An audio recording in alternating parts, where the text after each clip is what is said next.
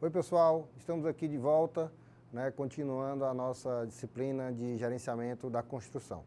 Bom, hoje nós vamos falar um pouco sobre diagrama de precedência. Na aula anterior nós falamos sobre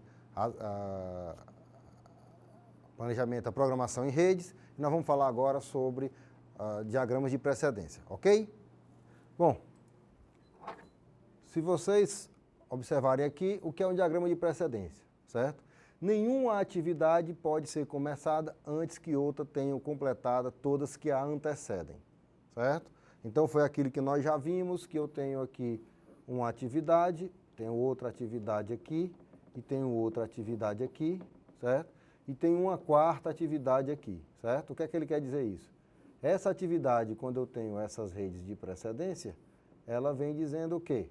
Essa atividade aqui só pode começar depois que essa aqui e essa aqui tenham sido completadas, ok? Então é esse o ponto em que vocês têm que analisar, certo? Que é a questão da precedência, tá? Então assim, se vocês olharem aqui no slide, vocês vão ver que a atividade ela está representada no bloco e a seta, representa apenas a linha de precedência, certo? Que é essa linha que está aqui. Ou seja, nas atividades que são de rede, nós vimos lá que nós tínhamos a atividade estava na seta e não no bloco, certo? Os blocos eram apenas os eventos de início e fim de cada atividade. No caso aqui específico, o bloco é a própria atividade em si, ok? Então, o que é característico aqui é que nesse tipo de atividade, de programação, não existe atividade fantasma. Ou seja, hoje nós não temos a atividade fantasma, que era aquela atividade que existia apenas para orientar e melhorar a questão das precedências entre atividades, ok? Que é uma das características de quando você trabalha no sistema de rede em setas, ok? Bom, vamos agora para o próximo slide, tá? Nós vamos ver que aqui a atividade, tá? Que vocês vão ver aqui, eu tenho esse bloco, Aqui, essa atividade primeira aqui que vocês estão vendo, era aquela em que a atividade está aqui na seta, certo? Então, essa aqui é o evento de início, essa aqui é o evento, aqui é o evento de início, aqui é o evento de fim, certo? No caso específico aqui, a gente vai entrar na outra visão, que é a visão da atividade em nós, certo? Que a gente está, como está dito aí no slide, ok? Então, como é que se caracteriza, Na realidade, eu tenho aqui, se vocês olharem, eu vou ter esse quadro, certo? Aqui que vai ter 8 divisões, tá? Nós temos aqui a atividade, ou seja, qual é a atividade que eu estou fazendo? Alvenaria, estrutura, qualquer outra. Aqui a duração da atividade. E eu tenho aqui 6 informações. Aqui eu tenho PDI, que é a primeira data de início. Aqui eu tenho PDT, que é a primeira data de término. Eu vou ter UDI, que é a última data de término, última data de início, e eu vou ter UDT, que é a última data de término.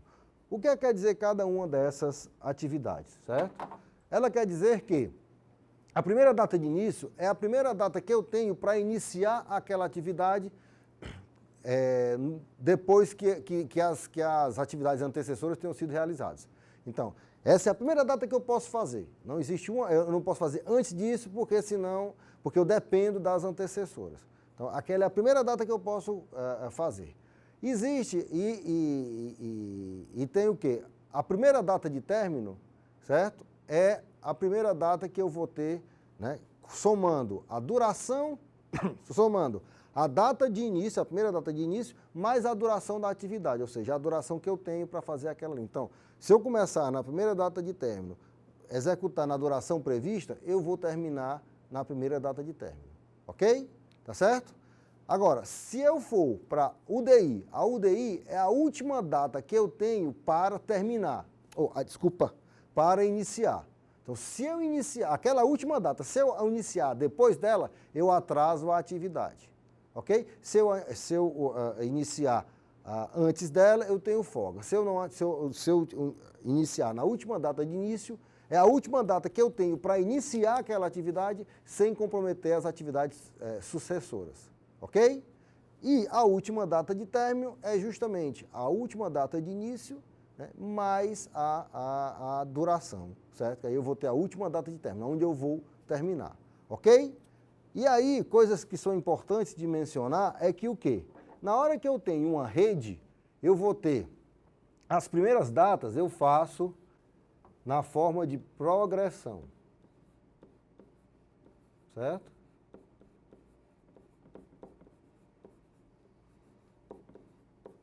E que aqui são as primeiras datas, certo? As últimas datas eu vou trabalhar com regressão. O que quer dizer isso? Nós vamos já falar, tá? Nós vamos depois ver no exercício. Mas o que quer dizer isso? Se eu tenho uma atividade, tá, em que eu venho aqui, eu tenho os blocos, certo? Eu tenho aqui os blocozinhos, que são esses blocos que estão aí desenhados para vocês, tá? Eu tenho aqui uma sequência de blocos, tá, que são as atividades, ok? Então, aqui eu tenho, né, eu vou trocar aqui a caneta, eu tenho aqui as linhas de precedência, ok?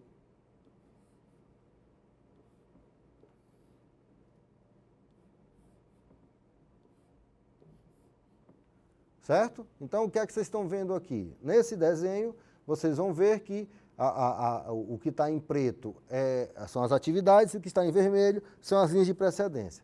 Então, quando eu estou dizendo que eu estou trabalhando em progressão, o que é que eu estou querendo dizer? Ó? As primeiras datas eu calculo de lá, do início para o final, certo? Então, eu vou partir daqui para cá, eu vou partir dessa parte aqui para essa parte aqui, ok? Então, eu estou indo progredindo. Como eu quero saber qual é a minha última data de término, então o que é que eu vou fazer? As últimas datas eu vou fazer no sentido contrário, certo? Em que eu vou agora do final para o início. Ou seja, eu sei quando é que eu tenho que terminar e aí eu vou voltando até saber onde é que eu vou parar, ok? Então essa é a questão da progressão e da regressão. A gente vai ver isso no exercício posterior. Aí nós vamos discutir agora com vocês os outros dois pontos daquele quadro, que é a folga total e a folga livre, ok? A folga total é a folga que eu tenho no geral, ou seja, é a folga que eu tenho em toda a rede, certo? Então, aquela minha rede ela tem uma folga total. O que é importante saber disso? É que o cálculo desta folga, também nós vamos ver no exercício, nós vamos ver também em slides posteriores, ele vai chegar para vocês e vai mostrar qual é a folga que eu tenho no sistema, quais são as atividades que têm folga, certo? E as atividades que têm as menores folgas são as atividades do caminho crítico. E esse caminho crítico, obviamente, vai ser o tamanho do meu projeto. Então, se eu tenho um caminho crítico de 10, a duração do meu projeto vai ser 10. Todos os outros caminhos, fora este caminho crítico, vai ser menor do que 10, ok? Mostrando aqui para vocês. Se vocês olharem esse desenho aqui, certo? Vocês vão ter aqui, ó, vários caminhos. Um caminho por aqui, certo? Um caminho aqui intermediário, ok? Então, esses três caminhos aí, eles vão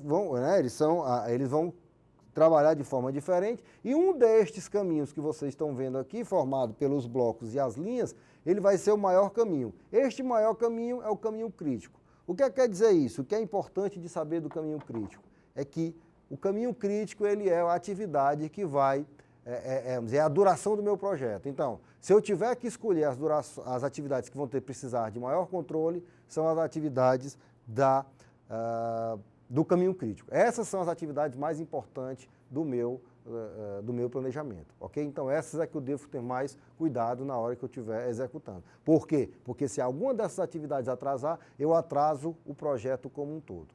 As atividades que estão fora do caminho crítico, se eu atrasar as atividades, eu tenho uma determinada folga que vai permitir que elas não atrapalhem, não atrasem o projeto, desde que eu não consuma toda a folga ou consuma além da folga que estava previsto, ok? E aí nós vamos ver aqui que existem dois tipos de folga. Nós temos a folga livre e nós temos a folga total, certo? Que elas estão aqui representadas no quadro folga livre, folga total. O que é a folga livre? A folga livre é aquela folga que eu tenho de que eu não atrapalho, é uma folga, uma determinada folga, eu vou mostrar mais na frente para vocês, é uma determinada folga que eu tenho para não atrapalhar a atividade sucessora, certo? Eu posso usar a folga e não atraso a atividade que está na frente. Então, a folga livre eu posso atrasar, nem todas as folgas, nem sempre existe folga livre, e a folga livre é aquela que eu posso usar sem atrapalhar a primeira data de início da atividade sucessora, certo? E a folga total é a máxima folga que eu tenho, que eu posso usar sem atrasar o final do projeto. Mas se eu usar a folga total, eu vou atrasar as atividades sucessoras, ok? O que é que eu faço quando eu uso a folga total? Eu empurro todas as atividades para o final da execução, ou seja, eu estresso todo o sistema no final do projeto, ok? Já a folga livre não, é uma folga menor que eu tenho, que eu posso usar sem atrapalhar as atividades sucessoras, ok? Vale lembrar que qualquer atraso que eu faça em uma atividade,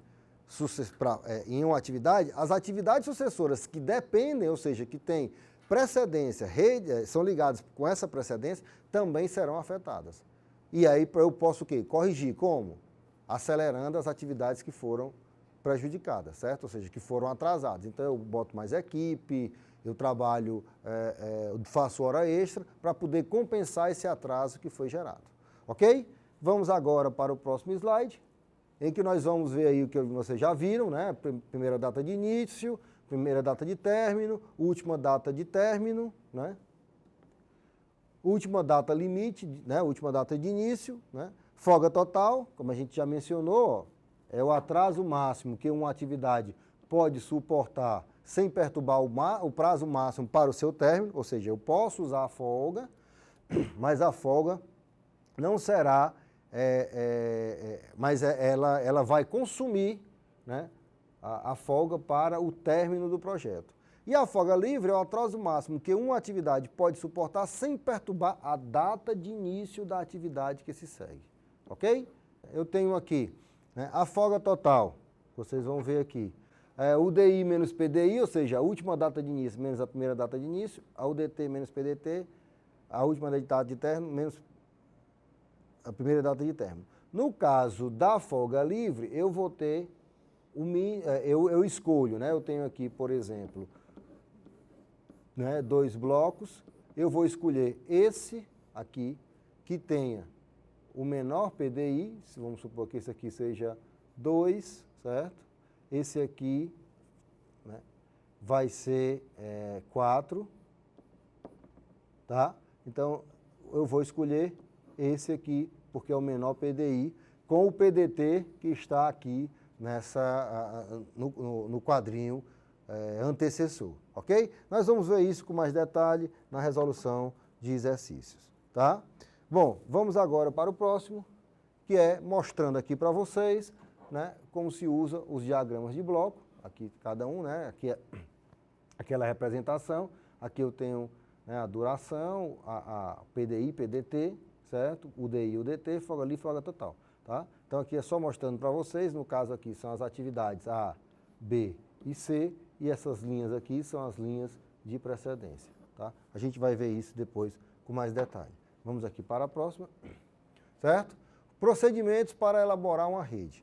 Primeiro, listar todas as atividades do período, ou seja, quais são todas as atividades que eu vou fazer, né? Aqui muitas vezes a gente já viu, a gente vai fazer aqui a EAP. A EAP é mais ou menos isso aí. Estabelecer a rede de precedência, a ordem, ou seja, quem vem depois de quem, né? Qual é a atividade que depende, né, da outra, certo? É aquela historinha que a gente já viu, que é que vem primeiro, quando a gente vai vestir uma calça? A cueca, depois a calça. Então existe uma ordem de precedência. Determinar a duração de cada atividade. Quanto dura fazer cada atividade? Essa duração, como é que eu consigo essa duração? A duração ela vai ser igual ao quê? A quantidade de serviço sobre a produtividade. Certo? E aí, obviamente, que isso aqui também, né, quanto maior a quantidade de serviço, maior a duração, certo? E aí o que você vai poder fazer aqui, obviamente que isso aqui também, você vai ver aqui o número de pessoas, o número de operários, tá? Então você pode diminuir a duração aumentando o número de operários, certo? Nós já vimos isso lá na fase de orçamento, tá? Determinar as atividades que podem ser executadas em paralelo, né? Por exemplo, essas duas aqui estão sendo executadas em paralelo, e calcular as datas das atividades, ou seja, é usar as formulazinhas que tem, né, de cálculo das redes e fazer todo este cálculo aqui com vocês, ok? Para que a gente saiba a primeira data que eu vou iniciar e a última data que eu vou terminar o meu projeto, ok? Vamos aqui para a próxima. O caminho crítico é a sequência de atividades compreendida entre o início e o fim da rede que tem as menores folgas totais, certo? Ou seja, folgas totais iguais a zero, tá? Então, a menor folga total é o caminho crítico. Qualquer outro caminho que não seja o crítico, ele vai ter uma folga maior do que zero. Corresponde ao menor tempo possível de realização do projeto, nós já vimos isso. Caminho cujo somatório das durações das atividades constitui a duração do projeto, ou seja, aqueles quadrinhos que vão sendo, né, aqui que a gente está trabalhando, certo? Que a gente vai executando. Essas quadrinhos aqui, eles têm uma sequência aqui de execução. O caminho, né, a soma das durações destes caminhos vai ser a maior, que forme o maior caminho, vai ser o caminho crítico. Ok? E determinação do caminho crítico. Fracionar o projeto em atividades singulares adequadas, ou seja, o que é que eu vou fazer? Eu vou pegar lá fazer a minha EAP, certo? E vou fazer lá, discriminar todas as atividades que vão ser executadas nesse trabalho. E estabelecer a ordem de execução, como é que vai ser a execução de cada atividade. Especificar as limitações, ou seja, quais são as limitações, né? Eu posso ter uma limitação tecnológica, certo? Eu posso ter, por exemplo, uma limitação de tempo, né? Por exemplo, nós agora, a chuva é uma limitação. Você fazer fundações em época de inverno é muito mais complicado. Então, eu tenho que limitar esse tempo, né, para ele ser o mais rápido, para ele se encaixar, né, dentro daquela previsão. Enumerar os eventos, determinar as durações e calcular as datas de início mais cedo e mais tarde. Ou seja, fazendo aquela questão da progressão e da regressão, certo? Com isso, nós calculamos, né, aprendemos a calcular o nosso diagrama de blocos. Obviamente, depois nós vamos trabalhar exercícios e tudo mais, mostrando como chegar em cada um dos cálculos, né, da rede de blocos, para que vocês tenham a capacidade de fazer isso, né, de calcular essas durações. Vale lembrar que esse diagrama de blocos é a base do MS Project, certo? Ou dos softwares hoje, né, o MS Project, que é o mais conhecido, né, o Primavera, né, e outros softwares que existem de planejamento, eles têm como base essa questão do diagrama de blocos. Então, eles usam folga livre, folga total, primeira data de início, primeira data de término, eles fazem todos esses cálculos aí. Nós vamos aprender a fazer esses cálculos, obviamente, dentro de uma determinada limitação, e também vocês vão aprender, já existem vários cursos aí na internet, mostrando como se faz o uso do MS Project. Mas a lógica que está por trás disso, da questão das primeiras datas, das últimas datas, das folgas, é o que é importante que vocês saibam, para vocês entenderem os resultados que vão ser apresentados lá no MS Project, ok? Então a gente encerra mais essa aula aqui, diagrama de blocos, e vamos para a aula da próxima semana. Obrigado, até a próxima.